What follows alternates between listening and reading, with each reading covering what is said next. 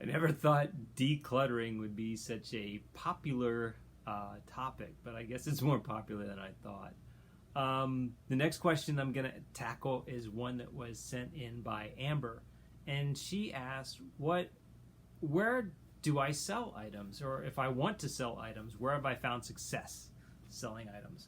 Well, there's a few places that come to the top of the list when I'm wanting to sell items, and uh, eBay is by far the number one place to sell items because you have such a big audience. But I do put some caveats on that, and I want to give you a few quick tips. So the first thing I would do if you are looking to sell something on eBay is type in the item, go to eBay, type in the item, see how many items are listed for sale. Let's say if there's 10, 5, 10, or 20, that's a pretty good number. If there's 100,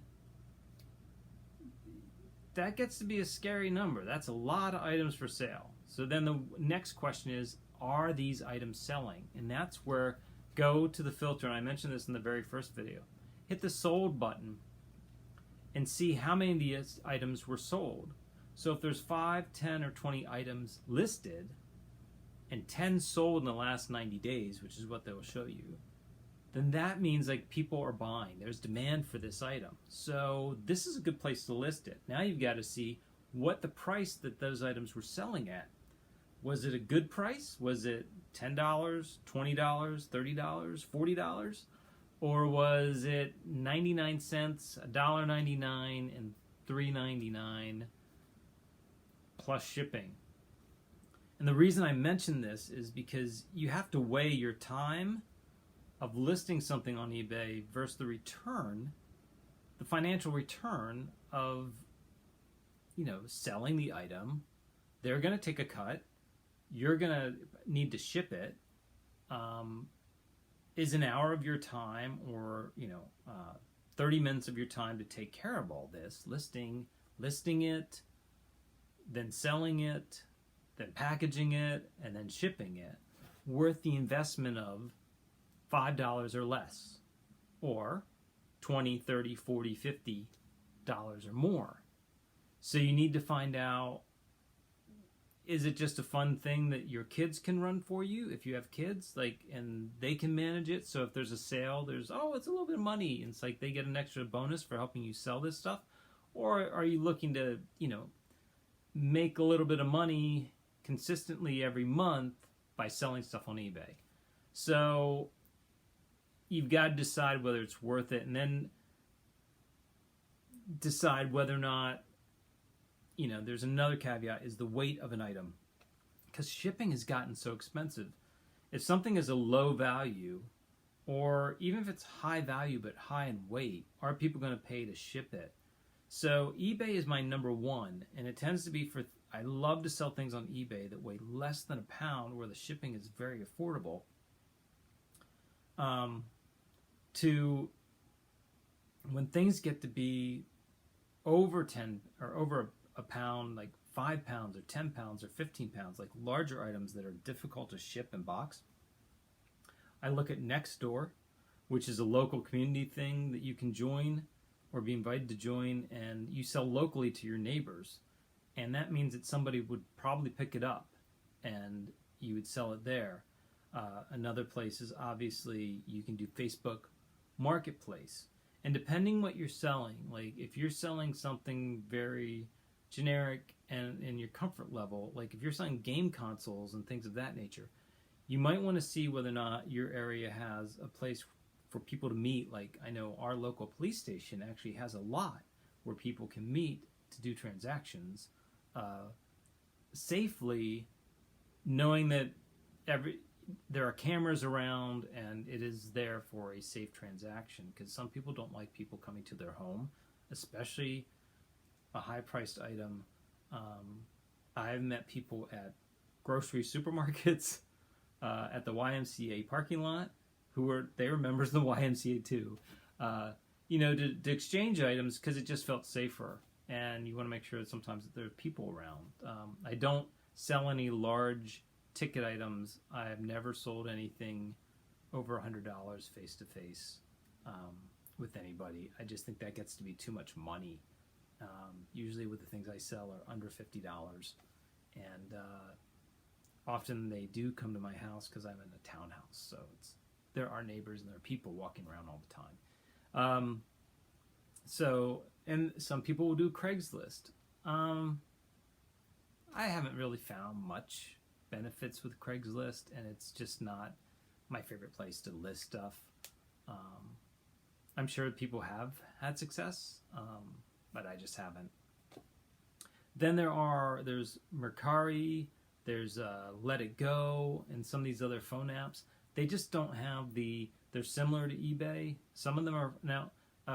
The caveat with eBay is eBay takes a percentage of what you sell, but when you do something on Facebook Marketplace or Nextdoor or some of the other sites where you don't have fees, at least those areas, you kind of know those people because of your neighbors and they're local. But Mercari and Let It Go, Mercari has a fee. Let It Go doesn't have a fee, and there's others like that. The only thing is, you have a smaller audience to work with, and it means that your item could hang around longer. And that's another issue in pricing and whether or not how to sell and how to price your item. It's kind of like, do you want it to sell within, like if you do see on eBay that 20 are sold in a month, that's really good. But what are they selling for? So you've got to decide, do you want to sell it at a price that's going to sell right away? Or do you want to go maybe a little bit higher for whatever reason and know that you might be holding on to it for a little bit longer? So you have to price adjust things. And sometimes eBay, it can take a while for some things to sell. I've had things on eBay for over a month, or not over a month, but actually over 6, 8, sometimes 12 months. And I just let it ride. You get 50 free listings, I think, a month. I think that might be up to 250 now for free. And then they take a percentage of everything. So my strategy is that I try and price things as effectively as I can to sell them. And if I don't know, because it's a one-of-a-kind item, because you're going to find sometimes you have something you can't find that anybody's sold, my thought is always price high. And I almost always do buy it now on eBay, because I have noticed that sometimes when I do auctions, sometimes you accept a price that you really didn't want and seems to be lower than what you should have gotten. Things didn't get bid up. Another way to counter that is if you do an auction and you do not get any bids within the first 5 days and you don't get any watchers, it doesn't mean that you have a bad item necessarily. It just means maybe it didn't get found.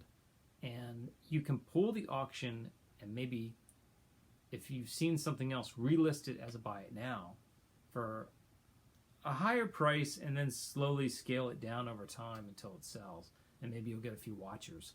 But there's a lot of other little niche marketplaces out there on the web that are very specialized, but you're going to have to research that if you're into Civil War or if you're into army items or baseball cards or something of that. Sometimes that can be a great resource, and sometimes with some of those people, you can send your collection to them, like with baseball cards. Now they take a high percentage, but they will actually, some of the places will take it and list and sell and then give you your cut when it sells. I haven't done it personally, but I know that they're out there. eBay is a great source. There's a lot of flexibility. And the other thing that I do is if it does not sell over time, like my dad was subscribed to a ton of magazines, so I have like these magazines that I'm trying to sell, and I don't know if anybody's going to buy them. I know that fewer and fewer people read magazines, but I also personally, I like magazines, but I'm probably not going to buy any from the 80s or 90s or 70s. But you can always pull it, and then if it doesn't sell, then put it in the recycling bin. But give it a try. Try not to spend too much time on setting up your listings. One thing that I found out that's really quite helpful is I actually do my eBay research and descriptive listings, do all the typing and stuff on my desktop, and then I log in on my phone with my app and do my photos on my phone. And it makes it so much easier because you don't have to transfer anything from your phone to your desktop. And then I put it live by the phone. So that just means I can see everything, I can type everything how I want, and it's just a small tip that makes it easier. I mean, that's what it's all about, making it easier and moving things along. So I hope you found this helpful and enjoy it, and subscribe below, and hopefully I'll be posting more questions from people like yourself.